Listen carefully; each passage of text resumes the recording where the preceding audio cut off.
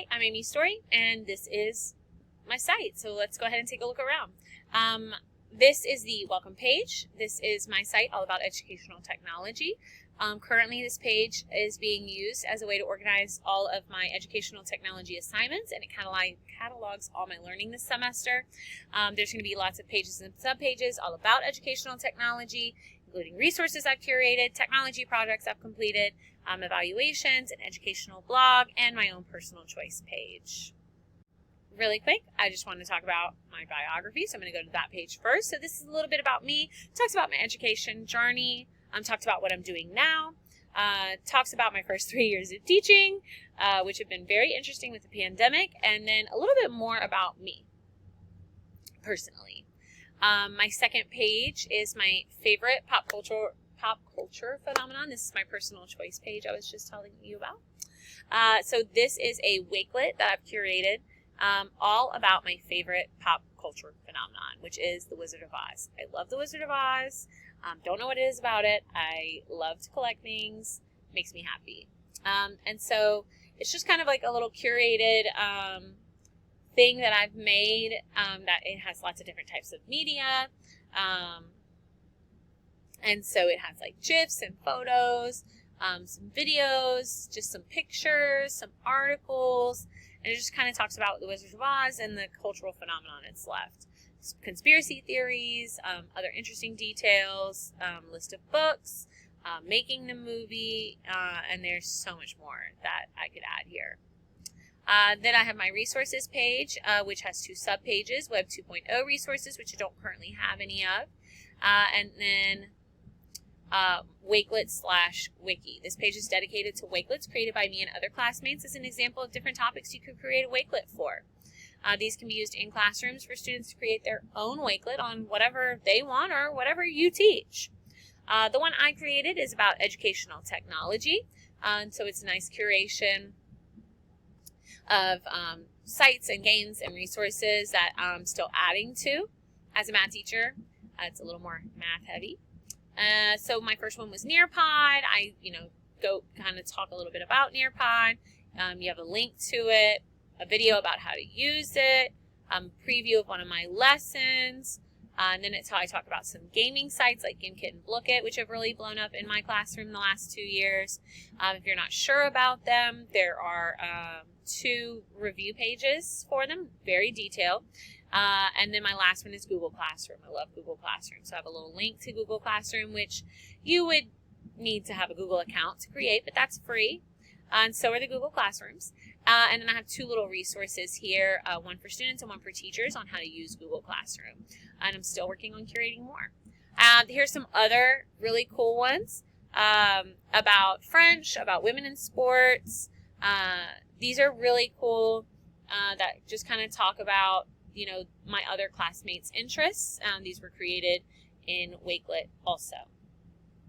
Lots and lots of things you can do. Next is my technology projects. I really enjoyed making the Wakelet. It was a lot of fun. It was very, very easy and a lot of fun to make. Digital story. This one was really hard to make, relatively. This one has so many different pieces to it, which made it more difficult, but I had no idea I could even create something like this. So this actually is something I made, which is just so cool. So you can actually view this on my site. And this is kind of what it's about over here. Some historical innuendos and the impact of The Wizard of Oz. It kind of gives a brief synopsis of the entire movie and then does a little bit of talking about the historical references. There's so many, there's no way I could possibly make a video about all of them. And then it also talks about some cultural aspects of the book and the movie. So it was really interesting, and I'm really glad I could do it on whatever I wanted because this made it a lot more fun to do. My next sub-page under technology projects is mobile apps. Right now I just have a presentation about Google Classroom because I wanted to kind of go over the overview, how to access it, what it's compatible with, how much it costs, how to use it. And so that's what all of this is. How big it is, how to access it depending on what kind of device you have, how you can use it in the classroom, some other uses in the classroom, pros and cons, and some how-to videos, which are pretty cool. I like those a lot. My next subpage for technology projects is PLE and PLN. It briefly goes over the difference between them. PLEs are a little more specific, PLNs are a little more generic. So you can read those definitions here. I have my two charts that kind of show the difference between them. My PLE includes specific resources, tools, and people. Resources like Pinterest, my district's resources, Teachers Pay Teachers, and Louisiana Believes, and then also some blogs. Those are specific resources I can use. It also includes tools, specific tools like TikTok, Nearpod, my laptop, Twitter, Facebook, Instagram. All of those can be used to enhance my classroom in different ways. And then people, specific people like district professionals, my administration, other math teachers, my school and not at my school, my math coach, and then my specific 6th grade math team. But my PLN, is a little more generic. Just district resources, district personnel, state resources, blogs, online tools. It's nothing specific. And then I also have this little chart. It kind of goes over some more specific things like blogs, curation, and microblogs. And so I have a definition of each. I have some examples which are linked to take you there. And then I also have 3 reflections. My first reflection is based in a blog by William Richardson. It kind of goes over what the blog is about, what I found appealing, some articles I was interested in.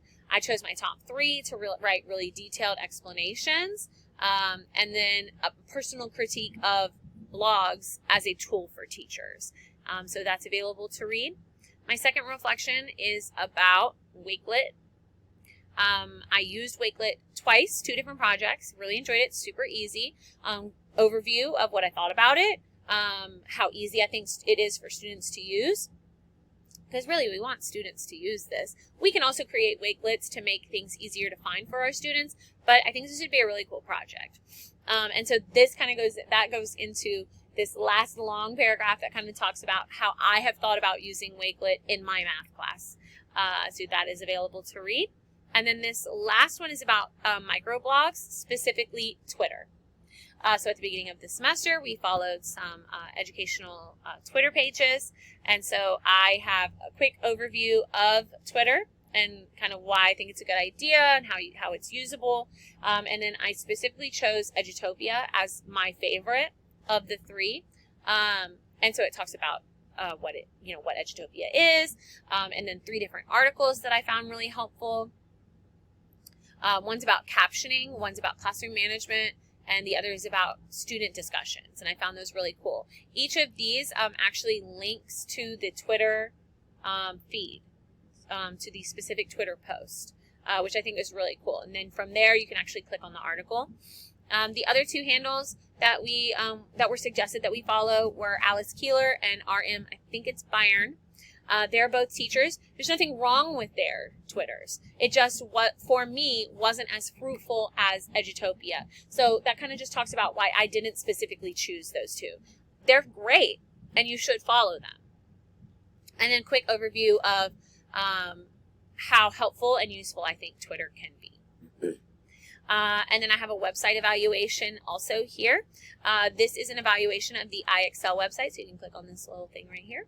That's an interactive site that's used to help students master content in all core areas and Spanish, which is super cool, at almost any grade level. So this form kind of goes over like what's the name, where is it, what kind of support do you have, what is on the site, an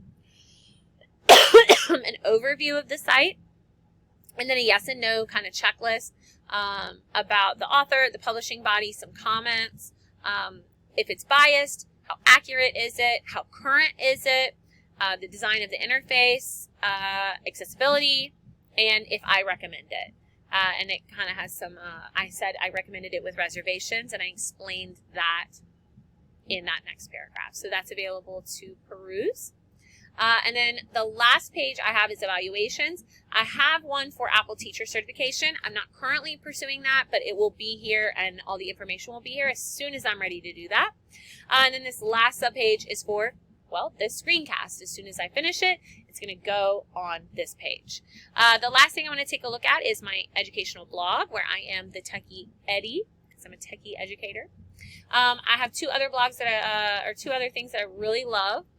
Like Maneuvering the Middle, two other blogs, and the Techie Teacher. And so these are some of the things that they've posted recently. I have 3 posts currently. This most recent one is about copyright. As teachers, it's really important that we know how not to get ourselves in legal trouble by copywriting, not using copyrighted information incorrectly. It talks about fair use, which a lot of educators use to just say they can use anything because they're an educator. But that's not actually true, and so this kind of goes into that. And then permissible amounts of copyrighted information. There are certain things that you are allowed to use a certain amount of without fear of being in legal trouble. And so that kind of goes over that with a little credit to where I got my information from. And then it kind of goes over wikis. What are they? What are the advantages? How can I use them? You know, the most popular one is Wikipedia, but there are lots of types of wikis. It's a tool that multiple people can use at one time to curate content, which, again, the most popular is Wikipedia, but this could be any tool. Advantages to using it, how we can use them in the classroom, what kind of activities you can have your kids do. I thought it was really cool. It's a really big learning experience for me. And then my first blog is actually just some information about me. It kind of goes a little more into detail about my educational background and how I got from a fresh-faced freshman to a third-year teacher. And then it's got a little bit about me personally currently. So yeah, it's a really cool blog. I plan on posting, more about it.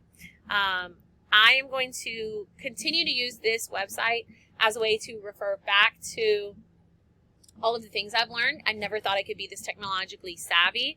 And so it was really cool to do some of these things that I never thought I'd be able to do before. And then I want to be able to use this eventually as a way to help my students become more tech savvy. Doing projects like making a Google site or making a Wakelet or making a digital story that they can use for projects in class. And so as I become more educated about it and I use it more, then I plan on using this site as a way to teach them how to do it. So that'll be really cool. I really enjoyed all of the activities we completed this semester. They were so informative and just really made me feel really good about my own abilities. But that is my site. Thanks so much.